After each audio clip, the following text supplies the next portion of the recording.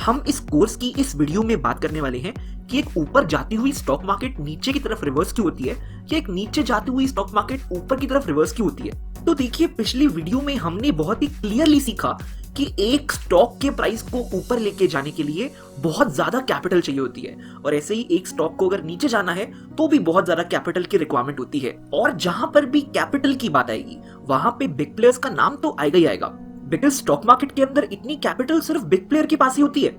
यानी अगर एक स्टॉक को मेजरली नीचे मूव करना है या ऊपर मूव करना है तो वो सिर्फ बिग प्लेयर बाय सेल करके मूव कर सकते हैं। एक स्मॉल प्लेयर की बाइंग और सेलिंग की वजह से एक स्टॉक में कुछ खास फर्क नहीं पड़ेगा।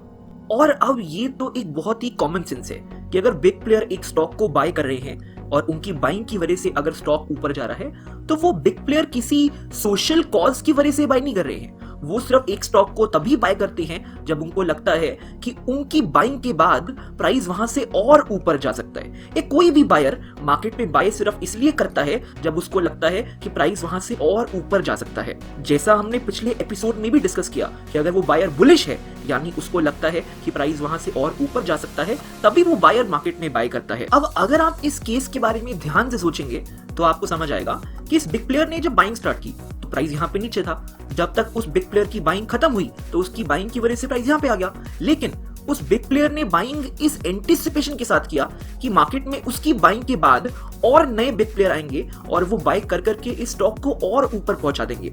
ऐसे ही मार्केट में हर बिग प्लेयर सोच रहा होगा जिसने यहाँ पे बाइंग स्टार्ट की और यहाँ तक बाइंग की, उसने भी यही सोचा होगा कि उसकी बाइंग के बाद अब मार्केट में और नए बिग प्लेयर आएंगे और वो मार्केट में बाइंग कर करके प्राइस को और ऊपर ले जाएंगे।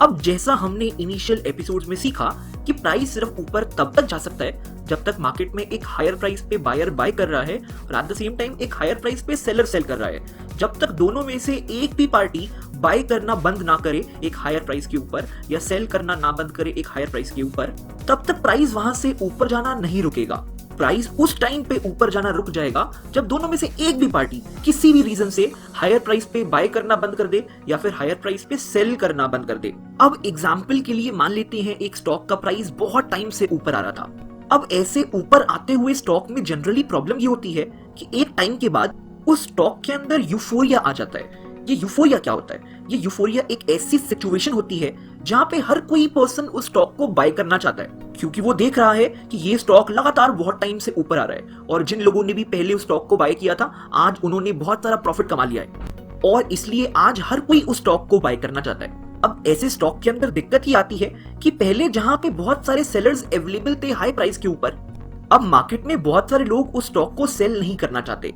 इनफैक्ट जो लोग पहले सेल कर रहे थे वो अब लालच में आके उस स्टॉक को बाय करना चाहते हैं और इस रीजन की वजह से बहुत सारे सेलर मार्केट में सेलिंग से बाइंग साइड पे आ जाते हैं और इसलिए आप देख रहे हैं कि इस टाइम के ऊपर इस स्टॉक के अंदर हाई प्राइस पे सेलर्स खत्म होते जा रहे हैं। और जैसे हमने डिस्कस किया था कि एक स्टॉक का प्राइस सिर्फ तभी तक ऊपर जा सकता है जब तक हायर प्राइस के ऊपर बायर भी अवेलेबल हैं और सेलर भी अवेलेबल हैं। लेकिन यहाँ पे यूफोरिया की वजह से सेलिंग साइड वाली जो पार्टी है वो बाइंग साइड पे आना चाहती है एंड इसलिए सेलिंग साइड पे जो पार्टी है वो हायर प्राइस पे सेल नहीं करना चाहती और इस वजह से ये स्टॉक यहाँ से और ऊपर नहीं जा पाएगा। और इस रीजन से क्योंकि बिग प्लेयर ये सिचुएशन को बहुत ही क्लोजली ऑब्जर्व करते हैं, बिग प्लेयर सिर्फ तभी तक बाय करते हैं जब उनको लगता है कि एक स्टॉक वहां से और ऊपर जा सकता है। जब उनको दिखेगा कि अब यहाँ पे सेलिंग पार्टी धीरे धीरे हायर प्राइस पे सेल नहीं करना चाहती तो बिग प्लेयर्स यहाँ पे बाय करना बंद कर देंगे और जब बिग प्लेयर्स बाय करना बंद कर देंगे तो वो स्टॉक वहां से ऊपर जाना बंद हो जाएगा। और इनफैक्ट जो बिग प्लेयर्स ने नीचे प्राइस पे बाय किया हुआ था वो अब यहाँ पे हायर प्राइस पे सेल करना स्टार्ट कर देंगे और जब बिग प्लेयर सेल करना स्टार्ट करेंगे तो आपको मालूम है कि मार्केट में एकदम से ओवर सप्लाई क्रिएट हो जाएगी और प्राइस वहां से धीरे धीरे नीचे आ जाएगा।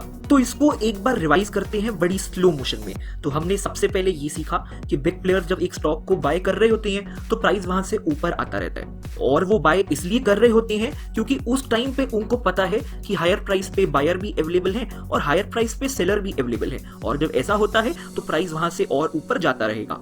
लेकिन फिर एकदम से मार्केट में यूफोरिया क्रिएट हो जाता है, जहां पे जो सेलिंग पार्टी जो पहले सेल करने को रेडी थी एक हायर प्राइस के ऊपर, वो अब सेल नहीं करना चाहती। वो एक्चुअली अब सेलिंग साइड से बाइंग साइड पे आना चाहती है, और उसकी वजह से जो बाइंग साइड वाले बिग प्लेयर थे जो पहले हायर प्राइस पे बाय करने को रेडी थे, वो अब हायर प्राइस पे बाय करना बंद कर देंगे, क्योंकि उनको मालूम है कि प्राइस वहां से अब ऊपर ज्यादा नहीं जा सकता। और ये जो बाइंग साइड वाले बिग प्लेयर्स हैं जिन्होंने नीचे प्राइसेस से बहुत ज्यादा क्वांटिटी बाय ऑलरेडी करी हुई है, वो अब यहाँ पे अपना प्रॉफिट बुकिंग यानी जो बाय करा हुआ है वो सेल करना स्टार्ट कर देंगे। एंड जब बिग प्लेयर्स हाई क्वांटिटी में सेल करते हैं तो आपको मालूम है कि वहां से क्या होता है, वहां से प्राइस धीरे धीरे धीरे धीरे नीचे आ जाएगा।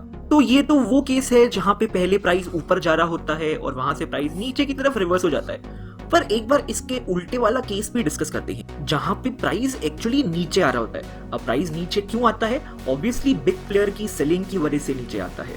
स्मॉल प्लेयर प्राइस को ज्यादा नीचे नहीं ला सकते। अगर प्राइस नीचे आएगा तो वो भी बिग प्लेयर की सेलिंग की वजह से ही नीचे आएगा। और जैसा हमने पिछले एपिसोड में बात की थी कि एक सेलर सिर्फ तभी सेल करता है जब वो मार्केट में बेरिश हो, यानी उसको लग रहा है कि प्राइस वहां से और नीचे जाएगा। और प्राइस वहां से सिर्फ और नीचे तभी जा सकता है जब उस बिग प्लेयर की सेलिंग के बाद और बिग प्लेयर सेलिंग स्टार्ट करें, फिर और बिग प्लेयर सेलिंग स्टार्ट करें, फिर और बिग प्लेयर सेलिंग स्टार्ट करें। और ये सब के सब बिग प्लेयर सिर्फ सेलिंग इसलिए कर रहे हैं क्योंकि उनको लगता है कि प्राइस यहां से और नीचे जा सकता है, क्योंकि उनको लगता है कि नीचे वाले प्राइस पे सेलर्स भी अवेलेबल हैं और नीचे वाले प्राइस पे बायर भी अवेलेबल हैं। और जब मार्केट में बहुत टाइम से एक स्टॉक नीचे जा रहा होता है ना, तो वहां पे एक सिचुएशन क्रिएट हो जाती है जिसको हम बोलते हैं पैनिक। और जब पैनिक मार्केट में क्रिएट होता है तो वहां पे नीचे प्राइस पे जो पहले बायर अवेलेबल थे बाय करने के लिए, वो अब उस स्टॉक को बाय नहीं करना चाहते, क्योंकि वो ऑब्वियसली मार्केट में पैनिक्ड है। उनको लगता है कि अब ये स्टॉक वहां से ऊपर नहीं जाएगा। एंड जब मार्केट में स्टॉक मार्केट बायर्स पैनिक होते हैं तो वो बाय नहीं करना चाहते। इनफैक्ट जो उन्होंने बाय करा हुआ है वो भी वो लोग सेल करना चाहते हैं। अब इस केस में जो पहले लोअर प्राइस पे हमेशा बायर अवेलेबल थे, वो बाइंग साइड से सेलिंग साइड पे आना चाहते हैं।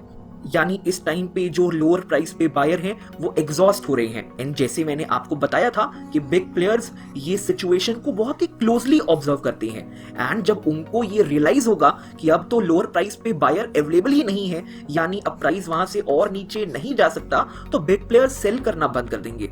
और इनफैक्ट बिग प्लेयर्स अब वहां से बाइंग करना चालू कर देंगे। और जब बिग प्लेयर्स बाइंग करना चालू करते हैं देन आपको मालूम है कि प्राइस कैसे ऊपर आता है। अब इसका मतलब ये है कि एक स्टॉक तब तक ऊपर जाता रहेगा जब तक मार्केट में उस स्टॉक के लिए यूफोरिया क्रिएट ना हो जाए, यानी एक हायर प्राइस के ऊपर सेलर सेल करना बंद ना कर दे। जब तक ऐसा नहीं होगा तब तक एक स्टॉक ऊपर जाता रहेगा। बिग प्लेयर्स उस स्टॉक के अंदर बाइंग करते रहेंगे, एंड जब उस स्टॉक के अंदर यूफोरिया क्रिएट हो जाएगा तो बिग प्लेयर बाइंग करना बंद कर देंगे। इनफैक्ट वो सेलिंग करना स्टार्ट कर देंगे, और वो एक स्टॉक को तब तक सेल करते रहेंगे जब तक उस स्टॉक के अंदर पैनिक नहीं आएगा। यानी जो बायर्स लोअर प्राइस पे बाय कर रहे हैं वो लोअर प्राइस पे बाय करना बंद नहीं करेंगे। और जब मार्केट में पैनिक आ जाएगा तो बिग प्लेयर्स सेल करना बंद कर देंगे, और वो इनफैक्ट वहां से बाइंग करना स्टार्ट कर देंगे और प्राइस वहां से ऊपर आना शुरू हो जाएगा। तो प्राइस रियल एनवायरनमेंट के अंदर, रियल वर्ल्ड के अंदर ऐसे रिवर्स करता है। अगर आप मार्केट की ये साइकोलॉजी समझ पाए, अगर आप मार्केट के ये सेंटिमेंट वाले एस्पेक्ट समझ पाए, तो आप मार्केट में कब क्या होने वाला है, कौन सा स्टॉक कब रिवर्स कर सकता है, वो बहुत ही इजीली प्रिडिक्ट कर सकते हैं या एंटिसिपेट कर सकते हैं। तो मैं आपको और इंटरेस्टिंग बातों के साथ मिलता हूं इससे नेक्स्ट एपिसोड में। तब तक के लिए thank you so much and happy trading.